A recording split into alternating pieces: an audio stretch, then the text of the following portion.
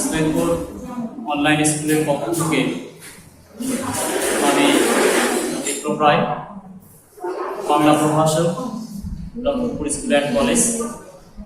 আমি দুই দ্বাদশ শ্রেণীর সকল শিক্ষার্থীকে তৃতীয় অভিনন্দন জানিয়ে শুরু করছি। আমি গত ক্লাসে তোমাদের সমাস নিয়ে আলোচনা করেছি। সমাস কাকে বলে, সমাস গঠন করতে গেলে পরিভাষার প্রয়োজন আছে, পাশাপাশি সমাসের শ্রেণীবিভাগ নিয়ে আমি আলোচনা করেছি। আজকে তোমাদের যে বিষয়টি নিয়ে আমি আলোচনা করব সেই বিষয়টি হচ্ছে তৎপুরুষ সমাস কাকে বলে।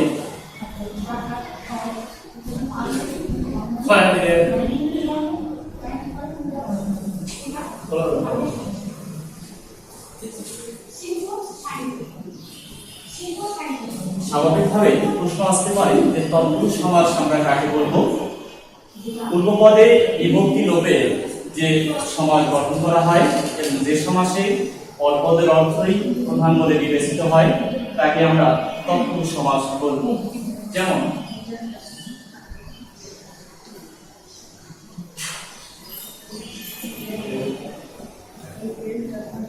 দীপককে আপন মিলে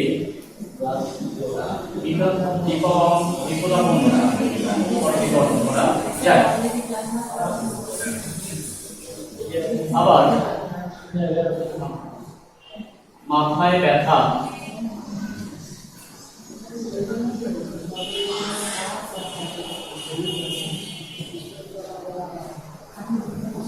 এই মাথা ব্যথা পদটি গঠন করা যায়। আবার দেবকে দত্ত মিলে দেব দত্ত পদটি গঠন করা যায়। আমরা সংজ্ঞায় জেনেছি যে অনুপদে অবশ্যই বিভক্তি চিহ্ন লোপ পাবে, তাহলে সমাযুক্ত অংশের পদটি হচ্ছে আমাদের পূর্বপদ আর পরের অংশটি হচ্ছে আমাদের পরপদ। তাহলে এখানে এর বিভক্তি লোপ পেয়েছে, অবিভক্তি লোপ পেয়েছে, আবার এর বিভক্তি লোপ পেয়েছে। তাহলে আমরা জানতে পারলাম যে তৎপুরুষ সমাসে যে অবশ্যই পূর্বপদে বিভক্তি চিহ্ন লোপ পাবে। এখন স্বাভাবিকভাবে প্রশ্ন আসতে পারে যে বিভক্তি কাকে বলে, বিভক্তি কত প্রকার ও কি কি। তাহলে আমরা জানবো যে বাক্যের মধ্যে শব্দগুলোকে সম্পর্কযুক্ত করার জন্য শব্দের সঙ্গে যে বর্ণ যুক্ত করা হয় তাকে বলবো আমরা বিভক্তি। বাংলা শব্দ বিভক্তি 7 প্রকার: প্রথমা, দ্বিতীয়া, তৃতীয়া, চতুর্থী, পঞ্চমী, ষষ্ঠী তৎপুরুষ সমাস এবং সপ্তমী বিভক্তি। অর্থাৎ এই 7টি বিভক্তি মিলে কিন্তু আমাদের এই বিভক্তি গঠন করা যায়। এখন আসুন যে আমরা তৎপুরুষ সমাসের শ্রেণী বিভাগ নিয়ে আলোচনা করব।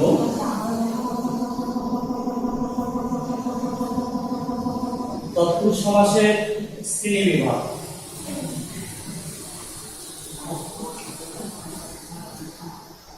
এই তৎপুরুষ সমাস 9 প্রকার, যথা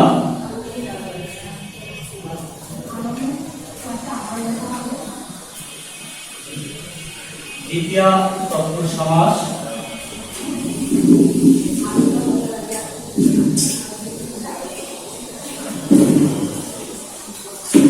তৃতীয়া তৎপুরুষ সমাস,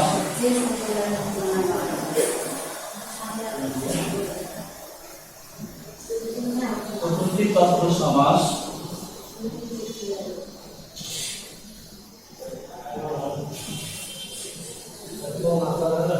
পঞ্চমী তৎপুরুষ সমাস,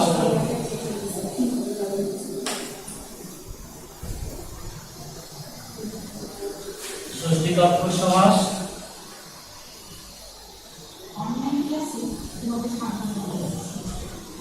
সপ্তমী তৎপুরুষ সমাস,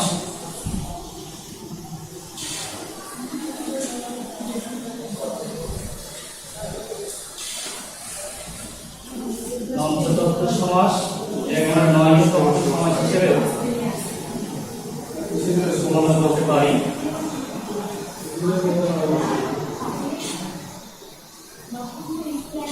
উপপদ তৎপুরুষ সমাস এবং শেষে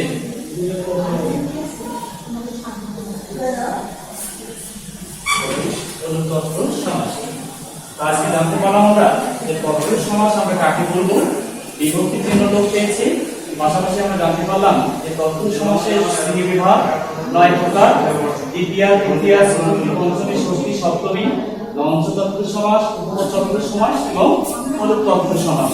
আজকে আমরা এই তৎপুরুষ সমাসের শ্রেণীবিভাগ নিয়ে আমরা এখন আলোচনা করব।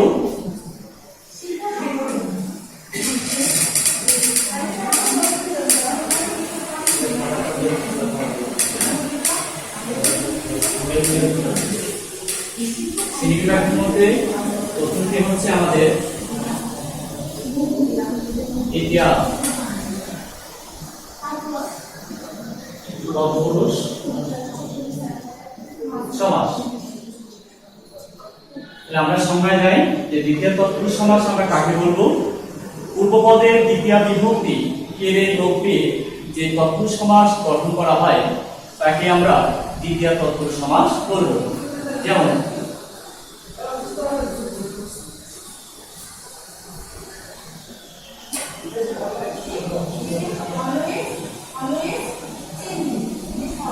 বইতে পড়া মিলে বই পড়া পড়তে গঠন করা যায়। আবার পড়াকে ব্যবসা গঠন করা যায়। আবার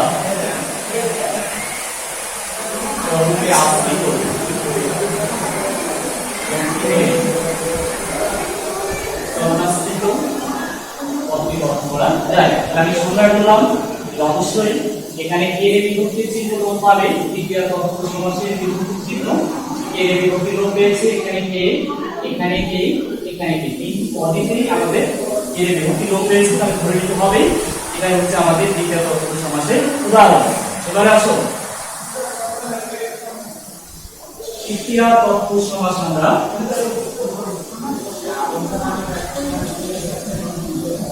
কাকে বলবো? এই তৃতীয় তৎপুরুষ সমাসের বিভক্তি চিহ্ন দ্বারা দিয়ে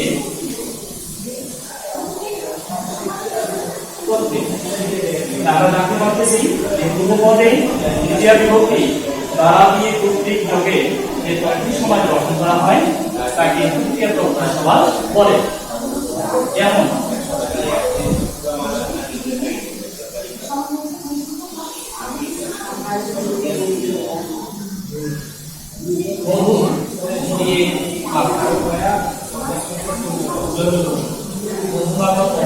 করা যায়।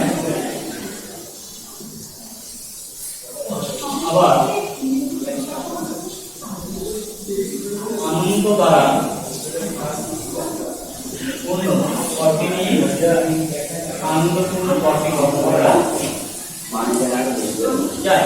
এখানে আমাদের তারা বিভক্তিযুক্ত পদ আছে, আবার এই বিভক্তি দিয়ে আমরা এই দ্বিতীয় তৎপুরুষ সমাস আমরা জানতে পারবো। এরপরে আসো চতুর্থী তৎপুরুষ সমাস। আমরা কাকে বলি?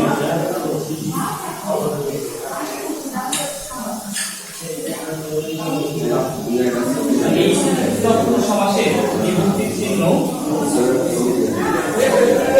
কে, তার পূর্বপদেই চতুর্থী বিভক্তি এর লোপে যে তৎপুরুষ সমাস গঠন করা হয় তাকে চতুর্থী তৎপুরুষ সমাস বলে। যেমন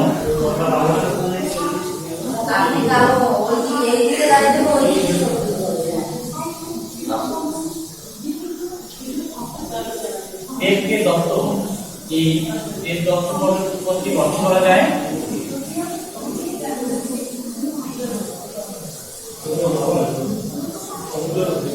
আবার মাতাকে ভক্তি পদ দিয়ে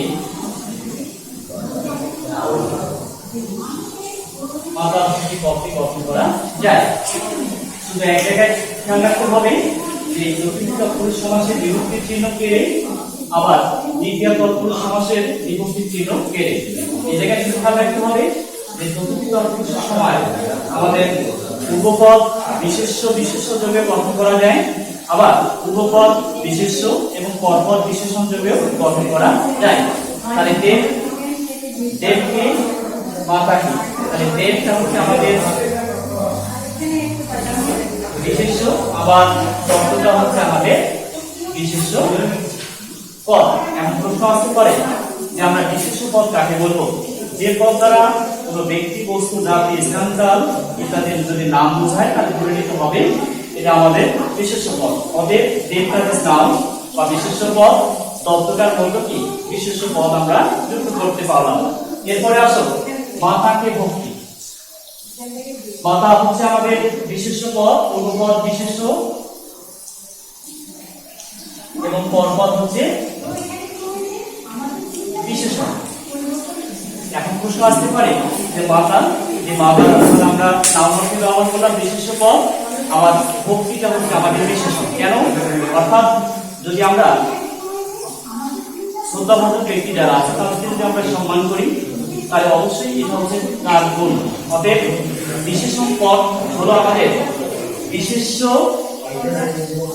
সর্বনাম এবং ক্রিয়াপদের রোজ গুণ অবস্থার সংখ্যা পরিমাণ হলেই বিশেষণ পদটি গঠন করা যায়।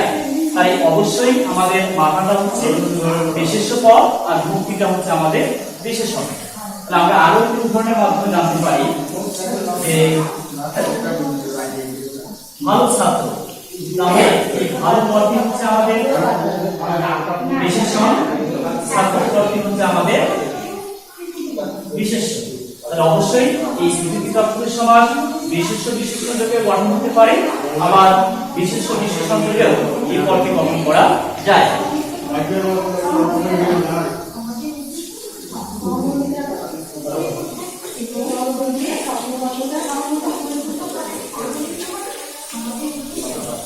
এখন আসো যে নিমিত্তার্থে এর জন্য পরে পদটি নিয়ে চতুর্থী তৎপুরুষ সমাস গঠন করা যায়। তখন কেড়ে বিভক্তি চিহ্ন লোপ না পেলেও এই চতুর্থী তৎপুরুষ সমাস গঠন করা যায়। যেমন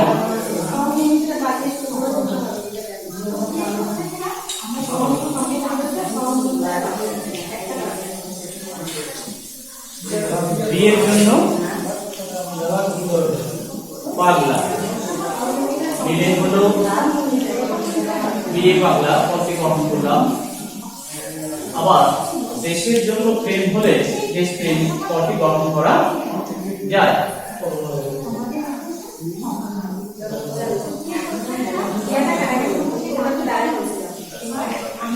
তাহলে জানলাম যে এখানে চতুর্থী বিভক্তির চিহ্ন কেড়ে লোপ না পেলেও আমাদের এই চতুর্থী তৎপুরুষ সমাস গঠন করা যায়।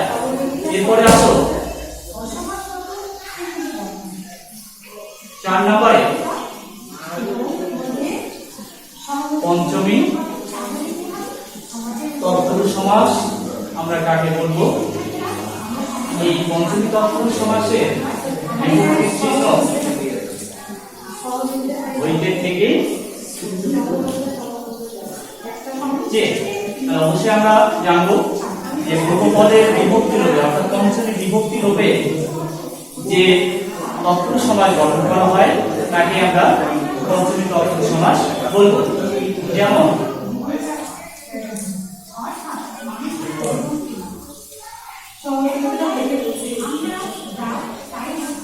বিলাপ হইতে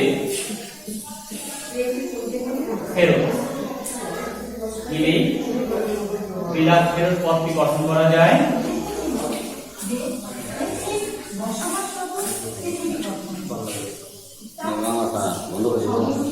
পরাণের চেয়ে প্রিয় পদটি মিলে প্রাণ প্রিয় পদটি গঠন করা যায়। তো প্রিয় শিক্ষার্থীবৃন্দ, আজকে এ পর্যন্তই। তোমরা সবাই ভালো থাকো, সুস্থ থাকো। আর সৈয়দপুর অনলাইন স্কুলের নিয়মিত ক্লাসগুলো তোমরা দেখবে, বাড়িতে অধ্যয়ন করবে। এর পরবর্তীতে আমরা তৎপুরুষ সমাসের বাকি যে শ্রেণী বিভাগগুলো আছে এগুলো আলোচনা করব। এর পরিপ্রেক্ষিতে সবাইকে আবারও তৃতীয় ধন্যবাদ জানিয়ে শেষ করছি আজকের এই তৎপুরুষ সমাজ সম্পর্কে আলোচনা। সবাই ভালো থাকুন, ধন্যবাদ সবাইকে।